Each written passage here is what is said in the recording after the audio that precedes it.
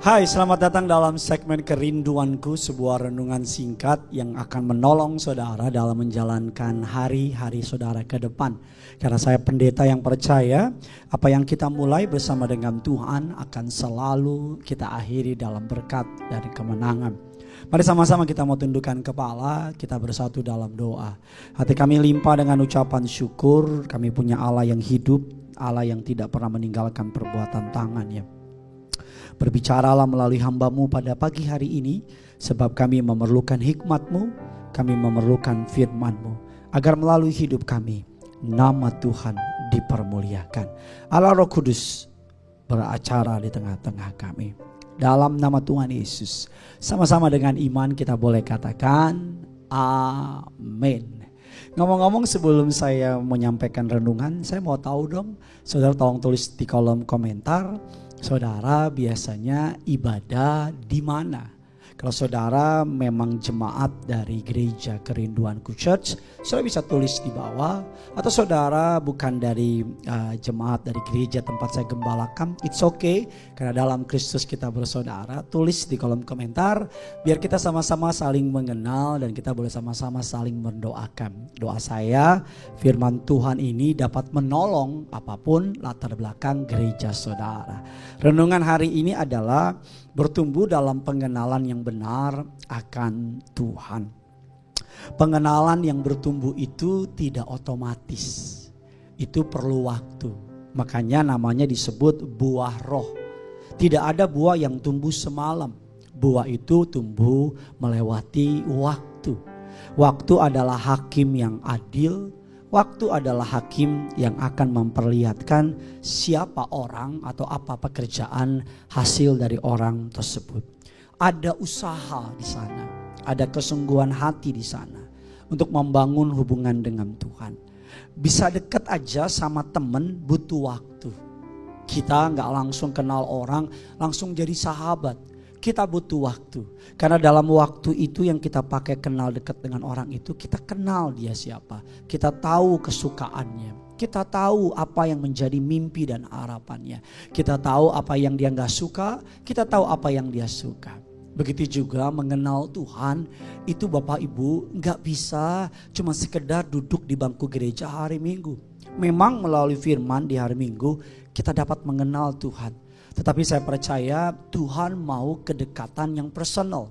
Bukan hanya kedekatan yang di tempat umum. Istilah saya, zaman saya sekarang saya sebutnya iman rame-rame. Tuhan di gereja dengan Tuhan dalam ruang pribadi doamu, saya percaya akan menjadi lebih manis, lebih indah dalam Tuhan pribadimu. Saya kalau di muka umum sama anak saya pasti cuma bisa peluk. Dan cuman mungkin ada beberapa hal yang saya gak bisa lakukan di tempat umum. Tapi kalau saya lagi berduaan di rumah, di tempat pribadi kami, saya akan gigit, peluk, saya akan gendong dia di kepala, saya akan gendong dia, muter-puterin dia. Karena itu adalah wujud kedekatan kami yang hanya orang-orang tertentu yang bisa merasakannya atau melihatnya.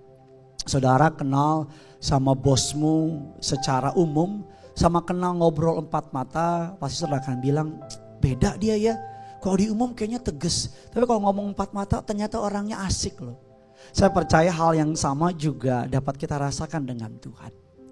Lalu bagaimana supaya kita bisa mengenal Tuhan? Pengenalan yang bertumbuh benar kepada Tuhan. Yang pertama, kalau kita ingin kenal orang, biasanya kita baca autobiografinya. Kalau orangnya masih hidup kita deketin. Tapi kalau orangnya udah gak ada, pasti kita bisa baca autobiografinya. Siapa sih dia, apa yang udah dikerjakan. Nah, ada autobiografi yang udah ditulis ribuan tahun. Banyak raja ingin menyingkirkannya gak bisa. Banyak pemimpin ingin menghancurkannya gak bisa. Dibakar, tapi tetap ada. Bahkan terkenal sebagai buku autobiografi the best seller in the world.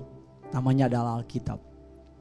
Firman Allah mengatakan dalam 2 Timotius 3, 16-17. Segala tulisan yang diilhamkan Allah bermanfaat untuk mengajar, menyatakan kesalahan, memperbaiki kelakuan, mendidik orang dalam kebenaran. Merenungkan firman Tuhan berbeda dengan membaca firman Tuhan. Baca hanya sampai di mata, merenungkan sampai di hati. baca hanya sekedar pengetahuan, tapi merenungkan. Kita memberikan ruang bagi Roh Kudus untuk bekerja dalam hati kita, membentuk karakter kita, dan membimbing keputusan kita.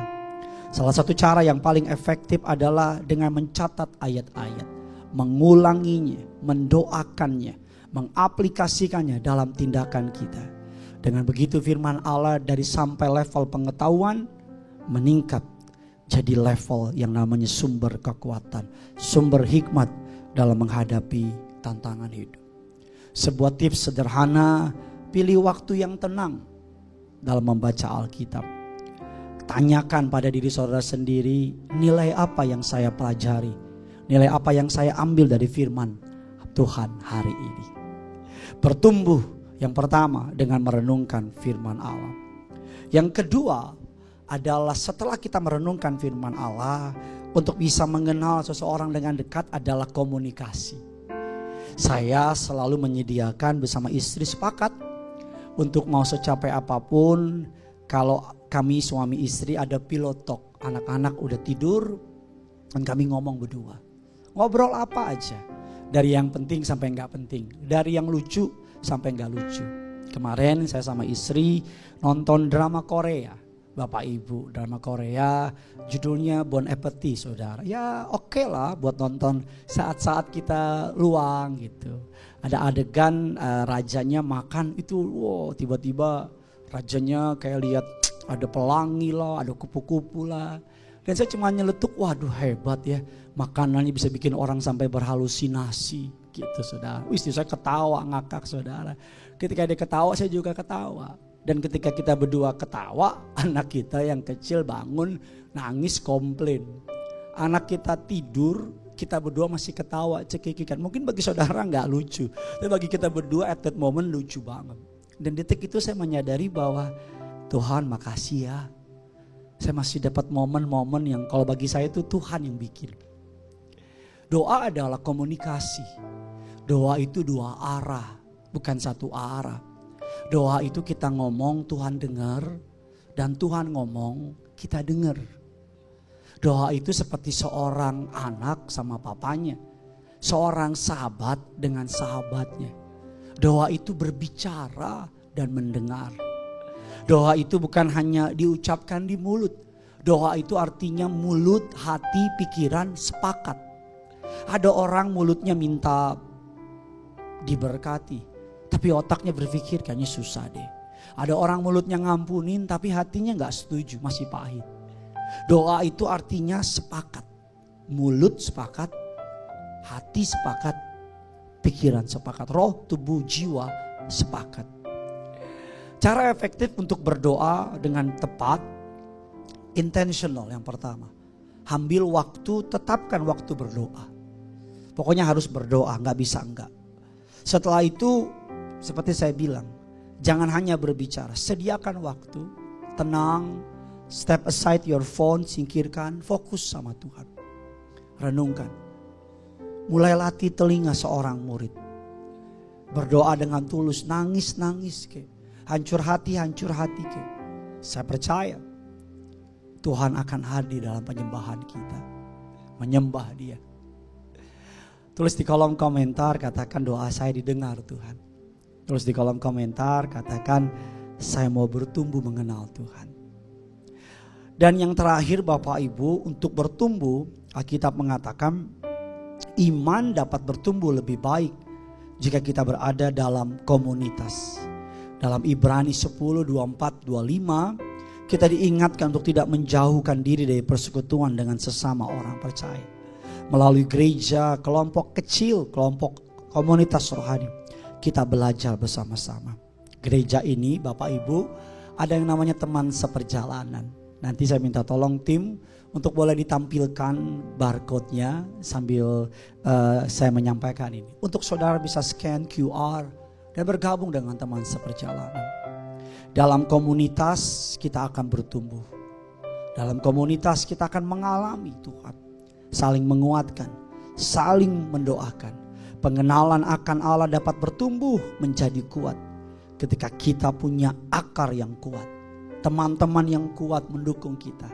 Komunitas itu akan membuat kita menjadi pohon yang kokoh, banyak buah yang dihasilkan, dan orang akan menikmati buah pertobatan kita. Cara yang sederhana, dengan baca firman Tuhan, merenungkannya, berdoa dengan sungguh-sungguh, masuk dalam komunitas rohani. Yeremia 29 ayatnya yang ke-13. Apabila kamu mencari aku, kamu akan menemukan aku. Apabila kamu menanyakan aku dengan segenap hatiku. Bagikan kabar baik ini kepada orang-orang di sekitar saudara. Dan jangan pernah lupakan sepanjang hari ini ada berkat anugerah Allah yang luar biasa. Tuhan berkati umat-Mu dalam anugerah, dalam kasih sayang Tuhan. Di dalam nama Tuhan Yesus kami berdoa. Mari sama-sama kita datang sama Tuhan. Haleluya Tuhan. Jalan-Mu tak terselami,